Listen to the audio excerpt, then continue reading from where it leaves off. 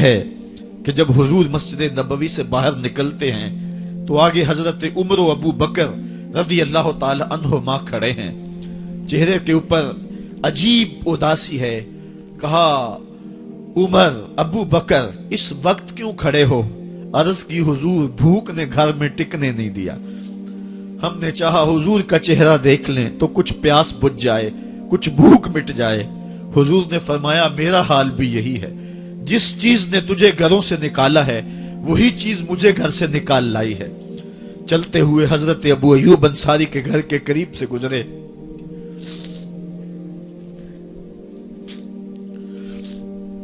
حضور کی خوشبو پا کے وہ باہر آ گئے۔ عرض کی بندہ نواز آج میرے مہمان نہیں بنتے؟ حضور نے کہا تمہاری مرضی۔ گھر لے گئے، چٹائی بچھائی، حضور کو بٹھایا، گھر والوں کو بکری کا بچہ ذبح کر کے دیا، کہا جلدی جلدی کھانا تیار کرو، میرے آقا کو بھوک لگی ہوگی۔ یہ کہہ کے واپس آئے، حضور کے پاس بیٹھے، نظر چہرے پہ پڑی تو گھبرا گئے۔ نکاحت کے آثار اتنے واضح تھے کہ سمجھ آ رہی تھی کتنے دنوں سے حضور نے کچھ نہیں کھایا۔ اٹھ کے باغ میں چلے گئے، کھجوروں کا خوشہ توڑا، حضور کے سامنے رکھا، کہا بندہ نواز جب تک کھانا تیار نہیں ہوتا یہ کھجوریں تناول فرمائیں۔ تھوڑی دیر کے بعد کھانا دسترخوان پہ لگ گیا، حضور سے عرض کی گئی حضور آئیں کھانا تناول کر لیں۔ حضور نے دسترخوان پر تشریف فرما ہو کر کے حضور نے کپڑا اٹھایا تو حضور نے جب دیکھا کہ کھانا ہے تو حضور نے ایک روٹی لی اور چند بوٹیاں اٹھائیں اور ایک خادم کو بلا کر کے کہا جاؤ ہمارے گھر دے آؤ، میری بیٹی فاطمہ کتنے دنوں سے بھوکی۔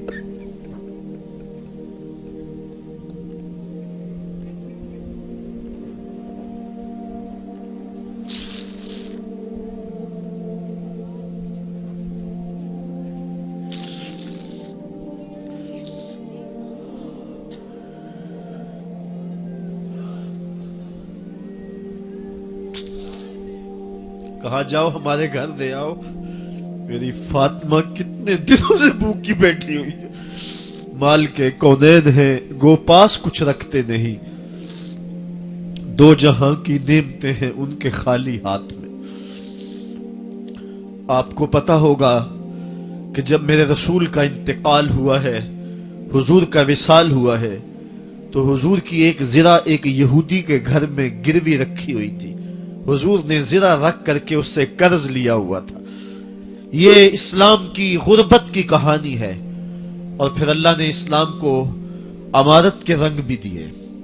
آؤ تمہیں کہانی سناؤں، حضرت عدی بن حاتم روایت کرتے ہیں، صحیح بخاری میں روایت ہے۔ یہ حاتم تائی کے بیٹے ہیں، کہتے ہیں میں حضور کی خدمت میں حاضر ہوا، ایک شخص آیا کہنے لگا حضور غربت نے میرا برا حال کر دیا ہے، اور اس نے شکایت کی غربت کی، پسماندگی کی اور اپنی معاشی بدحالی کی۔ پھر ایک شخص آیا کہنے لگا حضور میرے پاس دولت تو ہے لیکن میں نے جس منزل پہ جانا ہے راستہ پر خطر ہے، تو میرے لیے کیا حکم ہے کہ میں کیسے راستہ طے کروں؟ تو یہ دو لوگوں نے یہ باتیں کی تو حضرت عدی کہتے ہیں کہ حضور نے روئے سخن میری جانب موڑا اور میری جانب مخاطب ہو کے کہا عدی تو نے ہیرا دیکھا ہے؟ عدی کہتے ہیں میں نے عرض کی حضور دیکھا نہیں، سنا ہے، ہیرا یہ شہر ہے عراق کا۔ تو حضور نے فرمایا عدی تو نے ہیرا دیکھا ہے؟ میں نے کہا نہیں حضور دیکھا نہیں، اس کا تذکرہ سنا ہے۔ فرمایا عدی اگر اللہ تجھے زندگی کی مہلت دے تو ہیرا سے ایک خاتون چلے گی، تو اپنی آنکھوں سے دیکھے گا اور مکے تک پہنچے گی اور اللہ کے گھر کعبہ کا طواف کرے گی، اور اس کو ہیرا سے لے کر کے مکے تک اللہ کے علاوہ کسی کا ڈر نہیں ہوگا۔ کہتے ہیں کہ میں نے دل میں کہا کہ پھر بنو طے کے ڈاکو مر گئے ہوں گے جنہوں نے عرب کے اوپر روب ڈال رکھا ہے، تو وہ تو پھر ختم ہو گئے ہوں گے۔ کہتے ہیں میں ابھی سوچ ہی رہا تھا کہ حضور نے مزید میری حیرت میں اضافہ کرتے ہوئے کہا عدی اگر تجھے اللہ نے زندگی کی مہلت دی تو تو دیکھے گا کہ کسرا کے خزانے تیری جھولی میں ہوں گے۔ تو اس دور کی سپر طاقت تھی۔ میں نے کہا حضور کسرا بن ہرمز حضور نے فرمایا ہاں کسرا بن ہرمز. کہتے ہیں کہ حضور نے پھر فرمایا دی اگر تو زندگی پائی تو تو وہ دن بھی دیکھے گا کہ ایک شخص زکوٰۃ کی رقم لے کر کے، زکوٰۃ کی چاندی لے کر کے، زکوٰۃ کا سونا لے کر کے نکلے گا اور اس کو کوئی زکوٰۃ کا مستحق ہی نہیں ملے گا. حضرت عدی بن حاتم کہتے ہیں کہ پھر میں نے وہ منظر اپنی آنکھوں سے دیکھا کہ ہیرا سے ایک خاتون چلی اور مکے تک پہنچی اور امن ایسا تھا کہ اس کو اللہ کے علاوہ کسی کا ڈر نہیں تھا. پھر وہ لمحے بھی میں نے دیکھے کہ کسرا بن ہرمز کے خزانے مسجد نبوی کے باہر پڑے ہوئے ہیں.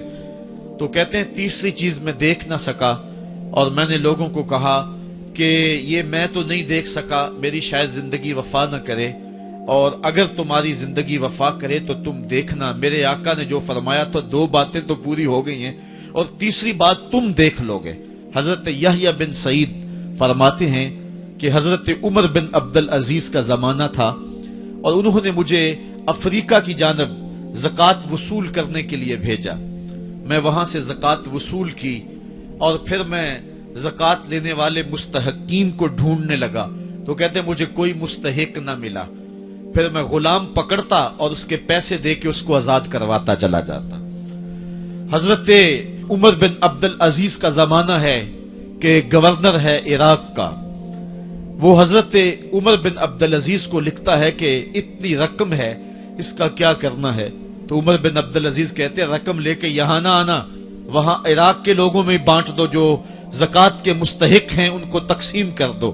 تو گورنر لکھتا ہے جو مستحق ہے ان کو دے دی، اب کوئی مستحق نہیں رہا تو میں کیا کروں؟ تو حضرت عمر بن عبدالعزیز کہتے ہیں جو مقروض ہیں ان کا قرض اتار دو. تو کہتے ہیں کہ ہاں قرض بھی میں نے اتار دیا ہے، رقم پھر بھی بچ رہی ہے، کیا کروں؟ تو حضرت عمر بن عبدالعزیز نے پھر لکھا جو شخص شادی کرنا چاہتے ہیں ان کا حق مہر ادا کر دو. میں نے کہا کہ وہ بھی کر دیا ہے، رقم پھر بھی بچ گئی، اب کیا کروں؟ تو حضرت عمر بن عبدالعزیز نے مجھے لکھا کہ جو غیر مسلم ہیں جنہوں نے ٹیکس دیا ہوا ہے، جتنا ٹیکس دیا ہے اس سے دگنے پیسے ان کو قرضے میں دے دو اور ان کو کہو جاؤ اس کا کاروبار کرو، کھیتی باڑی کرو، اور ساتھ انہیں یہ بھی کہہ دینا قرض کی فکر نہ کرنا اور زیادہ اس میں پریشان نہ ہونا، جب دے سکو گے دے دینا. یہ دور بھی پھر اسلام نے دیکھا اور یہ گھڑیاں بھی دیکھی جب چیتھڑے پہنے ہوئے تھے، جب پیوند لگے لباس پہنے تھے، جب پیٹ میں ڈالنے کے لقمہ بھی نہیں تھا. اللہ کا دین اس وقت بھی غالب تھا، اور جب گلیوں کے اندر ریشم بکھرا ہوا ہوتا تھا کوئی اٹھانے والا نہیں تھا، دین اس وقت بھی غالب تھا. دین کا غالب ہونا یا نہ ہونا اس کا تعلق جو ہے وہ مال و دولت سے نہیں ہے. اقبال کہتا ہے کہ زوال بندہ مومن کا بے زری سے نہیں، مومن کا زوال بے زری سے نہیں ہے بلکہ اس کا سبب کوئی اور ہے. وہ سبب ڈھونڈنا ہے کہ ہم دنیا میں رسوا ہو کے کیوں رہ گئے، ہم زمانے کے سامنے تماشا کیوں بن کے رہ گئے. آج نبی کی امت پوری کائنات میں رسوا ہو کے کیوں رہ گئی. آج ہمارا تماشا دیکھا جا رہا ہے، آج بھوکے کتوں کو ہماری بیٹی اور بہنوں کے اوپر چھوڑا جا رہا ہے اور اس کا تماشا دیکھا جا رہا ہے. کیا ہم نے یہ دن بھی دیکھنے تھے؟ ہم نے سراغ لگانا ہے. دولت کی قلت اور کثرت یہ ثانوی چیزیں ہیں. ہم نے تاریخ میں دیکھا ہے ہم کبھی مالی طور پہ کمزور تھے، رسوا نہیں ہوئے ہیں. مال زیادہ ہو گیا، رسوا نہیں ہوئے ہیں. رسوائی کے سبب کوئی اور ہیں. آئیے تمہیں کہاں